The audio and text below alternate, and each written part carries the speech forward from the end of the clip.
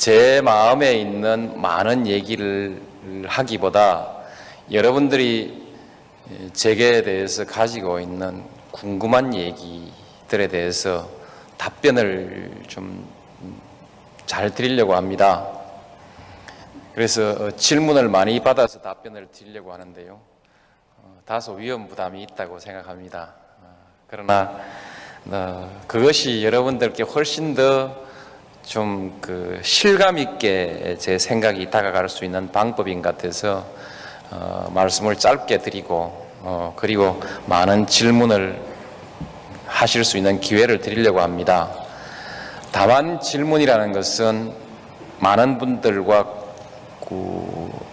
의문을 함께 하고 있는 부분이어야 하고 간결하고 해서 다른 분들과 함께 질문 답변이 공유되어야만이 이런 자리에서 질문 답변이 의미 있게 진행되는 것이지, 혹시 잘못하면 많은 분들을 짜증스럽게 할 수도 있기 때문에 지금부터 질문 답변을 잘 좀 다듬어서 해주시면 하는 부탁을 아울러서 드리겠습니다.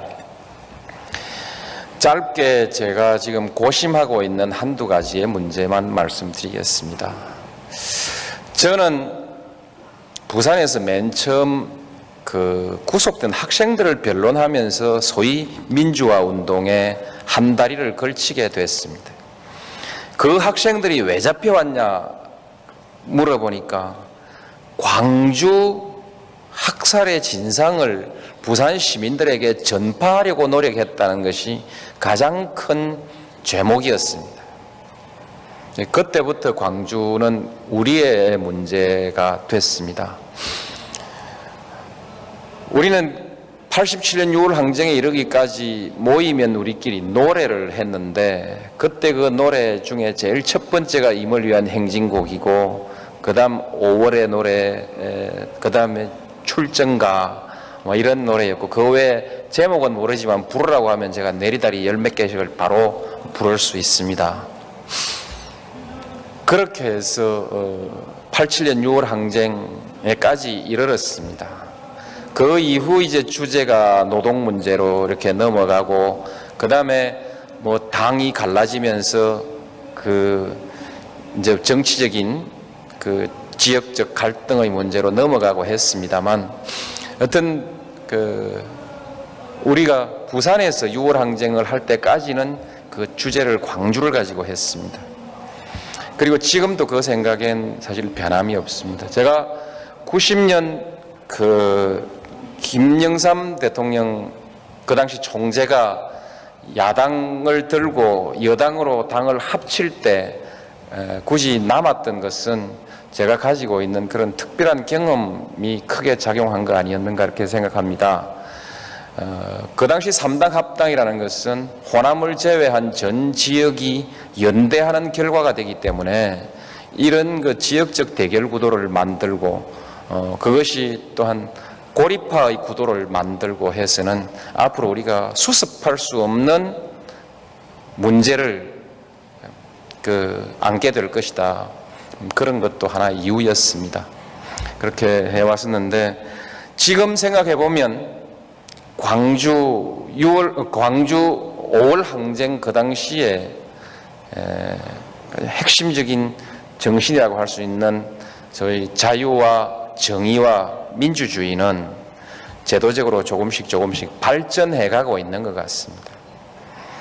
그때 하나 함께 표현되지 않고 여러분들의 가슴 속에 잠겨 있었던 또 하나의 항쟁의 이유, 소외와 차별이었을 거라고 생각합니다.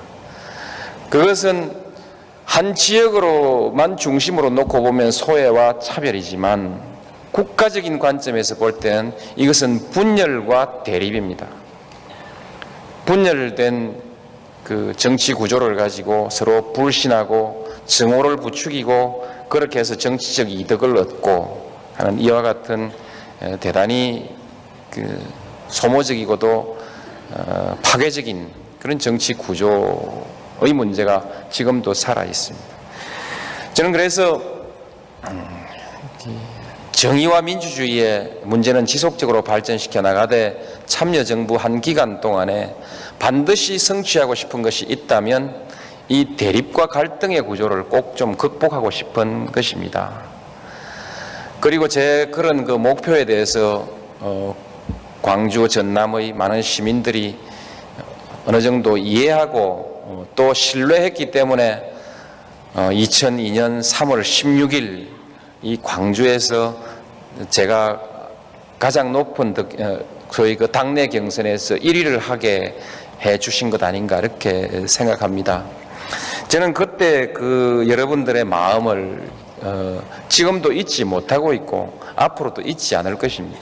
그것은 여러분들이 제게 부여해 준 커다란 한 시대의 책임 사명으로 그렇게 저는 받아들이고 있습니다. 그래서 분열과 차별과 소외, 그 대립과 갈등, 불신과 증오 이런 것들로부터 우리가 해방되는 일, 그것을 뛰어넘어서 국민을 하나로 통합하는 일, 이것이 제게 주어진 큰 책무로 생각하고 그렇게 하고 있습니다.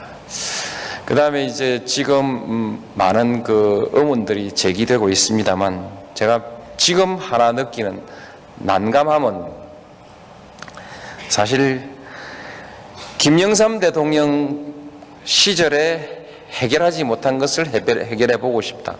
김대중 대통령께서 그렇게 극복하고자 했으나 해결하지 못한 것을 한번 해결해 보고 싶다라는 생각을 가지고 있는데, 저도 이제 그 정부를 인수하고 출발해 보니까 김영삼 정부 처음에 나타나던 것과 같은 현상의 일부가 나타나고 있고, 김대중 정부 초반에 나타났던 현상의 일부가 역시 나타나고 있다는데 대단히 당혹해하고 있습니다.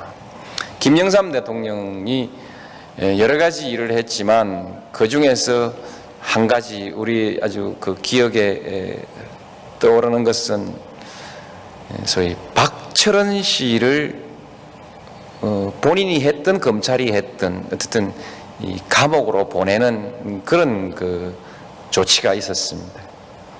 그 이후 대구 경북의 민심이 완전히 김영삼 대통령을 등을 돌리고 그분의 임기 5년 내내 무슨 일을 하더라도 결코 용납하지 않는 그런 그 방향으로 가버렸습니다. 그로 인해서 김영삼 대통령의 정치적 입지가 대단히 어려워지고 그 이후 국정 운영이 굉장히 힘들어졌습니다. 아울러서 되게 비슷한 시기에 자기 고향인 부산에서 영도다리 밑에 손가락이 떠돌아다닌다는 그 얘기들이 아주 재미있게 회자됐는데, 그것도 아마 김영삼 정부의 치명적인 부담이 됐을 것입니다. 김대중 대통령 정부 내내 영남 사람들은 마음을 열지 않았습니다. 무슨 일을 하더라도 결코 수용하지 않았습니다. 그래서 정책 수행이 굉장히 어려웠습니다. 몇몇 사람들을 요직에 기용해 봐도 변함이 없었고, 아마 국민의 정부 막 들어서고 난 다음에 바로 부산에서 그 보궐선거가 있었습니다. 그때 제가 이 지원 유세를 가가지고 제가 했던 얘기가 이것이었습니다. 여러분들이 김영삼 대통령 시절에 도대체 몇 사람이 요직에 갔습니까? 1000명이 갔습니까? 10,000명이 갔습니까? 만일에 1000명이 그 김영삼 대통령 덕분에 요직에 가서 재미를 보았다면, 영화를 누렸다면 부산 시민 여러분 4,000명 중에 한 사람이 재미를 본 겁니다. 그 다음에 10,000명이 재미를 봤다면 400명 중에 한 사람이 재미를 본 겁니다. 이 자리에 서 계신 분들 중에 재미 본 사람이 있으면 손 들어 보십시오. 그런데 지금 여러분들은 김대중 대통령 들어서자마자 호남이 다 해먹는다고 하니 호남이 해먹으면 얼마나 해먹겠습니까? 도대체 몇 사람이 덕을 보고 몇 사람이 손해를 본다는 겁니까? 그렇게 질문하고, 그 다음에 여러분 누가 부산 사람입니까? 30년 전에 중학교를 부산에서 졸업하고 지금 서울 가서 부산이 뭘 하는지 아무 관심이 없는 사람도 부산 사람이고, 자기 아버지가 부산 사람이어서 본 적에 그냥 부산으로 본 적이 돼 있으면 신문엔 부산 사람으로 나오는데 그게 그렇게 소중합니까? 제가 그렇게 질문을 했는데 내내 결국 그 부산 사람들의 상실감이라고 하는 그런 정서를 극복하지 못했습니다. 편중 인사라고 하는 것을 극복하지 못했습니다. 저는 최선을 다하려고 합니다. 정말 누구의 오해도 생기지 않게 다시 이런 것으로 해서 실패하고 싶지 않다는 간절한 소망을 가지고 있습니다. 여러분, 앞으로 저도 정말 최선을 다할 생각입니다만 지금 이 시점에서 느끼는 불안감이 그러한 것입니다. 그 다음에 두 번째로는 이 신정부 증후군이라는 게 있는 것 같습니다. 정권이 바뀌면 전 정부에서 일하던 사람들을 막 조사를 해가지고 잡아넣는 그런 것이 한 번 있고, 청와대가 나서서 소위 사정이라고 해서 공직자들의 기강을 잡느라고 무슨 골프 얘기가 나오고 또 뭐가 나오고 이렇게 하는데, 제가 이번 미국에서 돌아오니까 우리 정부에 지금 그것이 크게 화제가 되고 있습니다. 그 현상이 일어나고 있습니다. 신정권 초기 증후군인 것 같습니다. 그러니까 정치인들이 조사를 받고, 근데 사실 저는 그걸 바라지 않았습니다. 그 다음에 청와대에서 공직자 윤리 무슨 강령인이 만들어가지고 공무원들한테 천편일률적으로 뭐 하라고 그거 하려고 생각이 사실은 없었습니다. 오히려 제가 생각했던 것은 공직자들의 윤리에 관한 문제는 기준이 있긴 있어야 하니까 부처별로 자기들이 토론해서 지킬 수 있는 규칙들을 만들어내고 스스로 자기들이 만든 규칙을 스스로 지켜나가게 그렇게 하자. 자율적으로 만들어진 규칙이라야 스스로 승복하고 성공을 거둘 수 있는 것이기 때문에 그렇게 하자. 이렇게 했는데 부패방지위원회에서 윤리 규정을 만들어 가지고 각 부처에다 권고하고 했습니다. 권고를 받아서 만드는 과정에서 부처 내부의 토론이 얼마나 있었는지는 모르지만 아마 별로 없었던 것 같습니다. 그러면서 오히려 놀랍게도 제가 당황하고 있다는 거죠. 저는 그렇게 갑작스럽게 모든 것을 바꾸려고 생각지 않습니다. 내부에서 스스로 자발적인 동력이 생기고 거기에서부터 좀 투명한 공직사회, 투명한 정치 이런 것들이 좀 생겼으면 좋겠다고 생각하는데 하여튼 이 문제가 부닥쳐 있습니다. 이것도 과거에 성공하지 못했던 정책이 어떤 이유로든 되풀이되고 있어서 하나 또 불안을 느끼고 있습니다. 마지막에 노무현이가 많이 변한 것 같다. 그렇습니다. 저는 끊임없이 변화해 왔습니다. 예를 들면 제야에서 민주화 투쟁을 할 때는 오로지 문제를 제기하고 비판적 관점에서 두려워하지 않고 맞서 싸웠습니다. 국회의원이 되고도 초선 의원 때는 역시 비슷한 의정활동을 했습니다. 당의 중진이 되고 나서부터는 대안을 생각하고 어떻든 대안을 만들어서 새로운 시대에 대비하려고 생각했습니다. 대통령이 되고 나서 보니까 이건 중진으로서 대안을 한번 생각해 본다는 것이 아니라 시시각각 선택을 해야 되는 자리가 대통령의 자리라서 역시 제 스스로 좀 달라졌을 거라고 생각을 합니다. 이번 미국에서 비행기를 타고 돌아오면서 또 옛날 생각을 해봤습니다. 중학교 때 저희 그 카운셀러 선생님이었던 그 조광재 선생님께서 어느 날 우리 그 수업에 들어오셔가지고 지오르다노 브루노라는 사람이 중세 교회의 시대에 당연히 종교적 교리는 천동설임에도 불구하고 지동설을 주장했다가 잡혀가서 화형을 당해 죽었습니다. 그때 천동설을 포기하라라고 했는데 그걸 끝내 포기하지 않고 죽었다는 겁니다.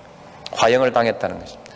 그 비슷한 시기에 갈릴레오 갈릴레이라는 분은 역시 지동설을 신봉하고 발견했던 사람인데 종교재판에 끌려가서 지동설을 부인하고 천동설을 수용하고 살아서 나오면서 그 재판소 문턱을 넘으면서 혼잣말로 그래도 지구는 돈다 이렇게 말했다는 것입니다.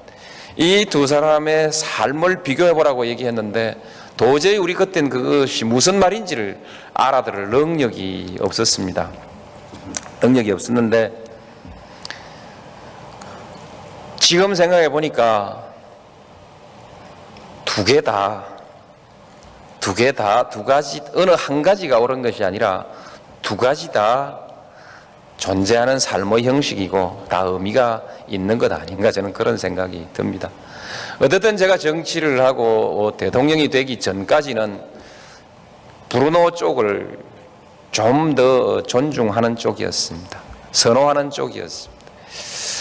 최명길과 김상헌 그것도 역사에서 끊임없이 반복되는 논쟁일 수 있겠죠. 단재 신채호 선생님께서 엎드려서 세수를 하지 않으셨다는 거죠. 그러면서도 또 우리에게 또 하나는 한신 장군은 어릴 때 동네에 불황한 아이들한테 고개를 숙이고 가랭이 밑을 기었던 일이 있었다는 얘기를 잘 곧잘 하지요. 이 두 개는 모순된 것이면서도 또한 다 우리 삶의 본보기로 그렇게 덜먹여지고 있습니다만 여튼 이런 문제들이 제게도 많은 어려움을 주는 것 같습니다. 그러나 제가 여러분들께 드리고 싶은 말씀은 선의를 결코 포기하지 않겠습니다. 항상 제가 약속했던 대로 선의를 가지고 최선을 다하겠습니다. 여러분들께서 저를 대통령으로 만들어 주셨습니다. 이제 제가 취임한 지 80일 남짓 됐습니다. 아직 제겐 시간이 많이 남아 있습니다. 기왕에 실패해도 좋다는 생각으로 마지막 순간까지 버티었던 제 의지를 결코 쉽게 버리진 않겠습니다. 여러분들이 대개 아실 것입니다. 대통령 선거 직전에 정몽준 후보와 제 사이에서 있었던 그 팽팽한 갈등, 결국 저를 지지하고 저에게 기대를 거는 많은 사람들 때문에 결코 질 수 없는 선거였지만, 그러나 이기더라도 여기저기 발목이 잡혀서 제 할 일을 할 수 없는 대통령은 끝내 나를 지지한 사람을 결정적으로 아마 완전하게 실망시킬 수 있을 것이라는 생각 때문에 실망시키려면 일찌감치 실망시키는 게 낫다. 그래서 실패한 후보가 실패한 대통령보다는 훨씬 낫다는 생각을 그대로 관철하고 여기까지 왔습니다. 호락호락 제가 그동안에 추구해왔던 가치를 포기하지 않겠습니다. 그리고 여러분들과 함께 했던 지난 90년 이후의 전 정치적 역정에서 제가 마음속에 담아두었던 화해와 통합, 이 목표는 결코 제가 포기하지 않을 것이고 결코 제가 실패하지 않을 것입니다. 최선을 다하겠습니다. 감사합니다. 정의와 민주주의의 문제는 지속적으로 발전시켜 나가되 참여정부 한 기간 동안에 반드시 성취하고 싶은 것이 있다면 이 대립과 갈등의 구조를 꼭 좀 극복하고 싶은 것입니다. 그리고 제 그런 목표에 대해서 광주 전남의 많은 시민들이 어느 정도 이해하고 또 신뢰했기 때문에 2002년 3월 16일 이 광주에서 제가 가장 높은 소위 당내 경선에서 1위를 하게 해 주신 것 아닌가 이렇게 생각합니다. 저는 그때 여러분들의 마음을 지금도 잊지 못하고 있고 앞으로도 잊지 않을 것입니다.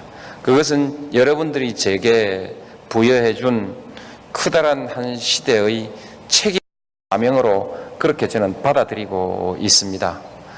그래서 분열과 차별과 소외, 대립과 갈등, 불신과 증오 이런 것들로부터 우리가 해방되는 일, 그것을 뛰어넘어서 국민을 하나로 통합하는 일, 이것이 제게 주어진 큰 책무로 생각하고 그렇게 하고 있습니다. 그 다음에 이제 지금 많은 의문들이 제기되고 있습니다만 제가 지금 하나 느끼는 난감함은 사실 김영삼 대통령 시절에 해결하지 못한 것을 해결해 보고 싶다. 김대중 대통령께서 그렇게 극복하고자 했으나 해결하지 못한 것을 한번 해결해 보고 싶다라는 생각을 가지고 있는데, 저도 이제 정부를 인수하고 출발해 보니까 김영삼 정부 처음에 나타나던 것과 같은 현상의 일부가 나타나고 있고, 김대중 정부 초반에 나타났던 현상의 일부가 역시 나타나고 있다는데 대단히 당혹해하고 있습니다. 김영삼 대통령이 여러 가지 일을 했지만 그 중에서 한 가지 우리 아주 기억에 떠오르는 것은 소위 박철원 씨를 본인이 했던 검찰이 했던 어쨌든 이 감옥으로 보내는 그런 조치가 있었습니다. 그 이후 대구 경북의 민심이 완전히 김영삼 대통령을 등을 돌리고 그분의 임기 5년 내내 무슨 일을 하더라도 결코 용납하지 않는 그런 방향으로 가버렸습니다. 그로 인해서 김영삼 대통령의 정치적 입지가 대단히 어려워지고 그 이후 국정 운영이 굉장히 힘들어졌습니다. 아울러서 되게 비슷한 시기에 자기 고향인 제 마음에 있는 많은 얘기를 하기보다 여러분들이 제게 대해서 가지고 있는 궁금한 얘기들에 대해서 답변을 좀 잘 드리려고 합니다. 그래서 질문을 많이 받아서 답변을 드리려고 하는데요. 다소 위험 부담이 있다고 생각합니다. 그러나 그것이 여러분들께 훨씬 더 좀 실감 있게 제 생각이 다가갈 수 있는 방법인 것 같아서 말씀을 짧게 드리고 그리고 많은 질문을 하실 수 있는 기회를 드리려고 합니다. 다만 질문이라는 것은 많은 분들과 의문을 함께 하고 있는 부분이어야 하고 간결하고 해서 다른 분들과 함께 질문 답변이 공유돼야만이 이런 자리에서 질문 답변이 의미 있게 진행되는 것이지, 혹시 잘못하면 많은 분들을 짜증스럽게 할 수도 있기 때문에 지금부터 질문 답변을 잘 좀 다듬어서 해주시면 하는 부탁을 아울러서 드리겠습니다.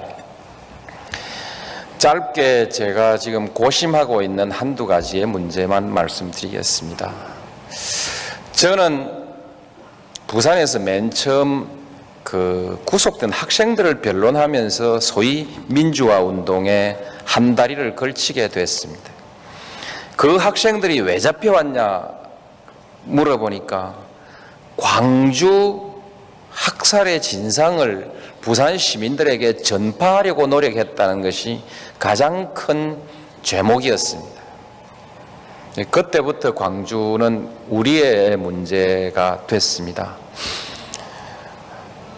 우리는 87년 6월 항쟁에 이르기까지 모이면 우리끼리 노래를 했는데, 그때 그 노래 중에 제일 첫 번째가 임을 위한 행진곡이고, 그 다음 5월의 노래, 그 다음에 출정가 이런 노래였고, 그 외에 제목은 모르지만 부르라고 하면 제가 내리다리 10몇 개씩을 바로 부를 수 있습니다.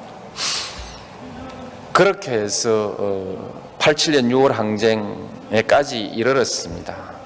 그 이후 이제 주제가 노동 문제로 이렇게 넘어가고, 그 다음에 당이 갈라지면서 이제 정치적인 지역적 갈등의 문제로 넘어가고 했습니다만, 여튼 우리가 부산에서 6월 항쟁을 할 때까지는 그 주제를 광주를 가지고 했습니다. 그리고 지금도 그 생각엔 사실 변함이 없습니다. 제가 90년 김영삼 대통령 그 당시 총재가 야당을 들고 여당으로 당을 합칠 때 굳이 남았던 것은 제가 가지고 있는 그런 특별한 경험이 크게 작용한 거 아니었는가 이렇게 생각합니다. 그 당시 3당 합당이라는 것은 호남을 제외한 전 지역이 연대하는 결과가 되기 때문에 이런 지역적 대결 구도를 만들고, 그것이 또한 고립화의 구도를 만들고 해서는 앞으로 우리가 수습할 수 없는 문제를 안게 될 것이다. 그런 것도 하나의 이유였습니다. 그렇게 해왔었는데, 지금 생각해 보면 광주 5월 항쟁 그 당시에 핵심적인 정신이라고 할 수 있는 저희 자유와 정의와 민주주의는 제도적으로 조금씩 발전해 가고 있는 것 같습니다. 그때 하나 함께 표현되지 않고 여러분들의 가슴 속에 잠겨 있었던 또 하나의 항쟁의 이유, 소외와 차별이었을 거라고 생각합니다. 그것은 한 지역으로만 중심으로 놓고 보면 소외와 차별이지만, 국가적인 관점에서 볼 때는 이것은 분열과 대립입니다. 분열된 정치 구조를 가지고 서로 불신하고 증오를 부추기고, 그렇게 해서 정치적 이득을 얻고 하는 이와 같은 대단히 소모적이고도 파괴적인 그런 정치 구조의 문제가 지금도 살아 있습니다. 저는 그래서